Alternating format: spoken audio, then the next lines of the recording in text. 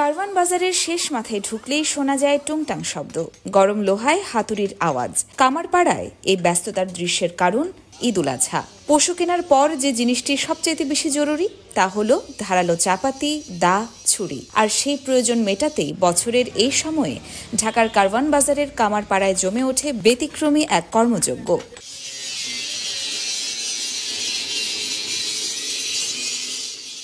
আগুনে গরম লোহা, হাতুড়ির আঘাতে তৈরি হচ্ছে কোরবানির সরঞ্জাম। সকাল থেকে রাত পর্যন্ত সময় যেন থেমে থাকে কামারদের জন্য।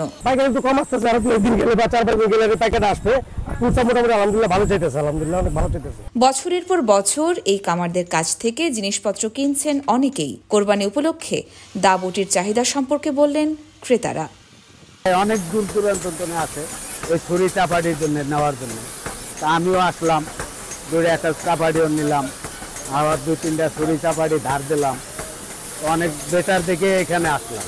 এখানে আসলে আমার ওই নিত্য প্রয়োজনীয় সামগ্রী একটু রিপেয়ার করার জন্য তাদের কাছে এসেছিলাম। তারা বললো এখন এই মুহূর্তে সম্ভব হবে না, ঈদের পরে আসার জন্য।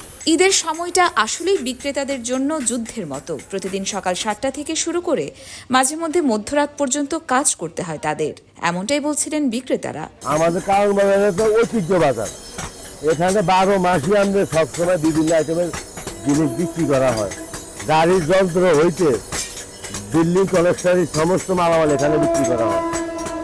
এখানে 24টা ঘন্টায় ব্যস্ততা বাজার। এটা কারওয়ান বাজারের এই কামারপাড়া যেন ঈদের আরেক রূপ। পশু কোরবানির আগে লোহার আগুনে তৈরি হয় শানিত প্রস্তুতি। এই শ্রমিকদের ঘাম মিশে থাকে আমাদের ঈদের হাসির পেছনে।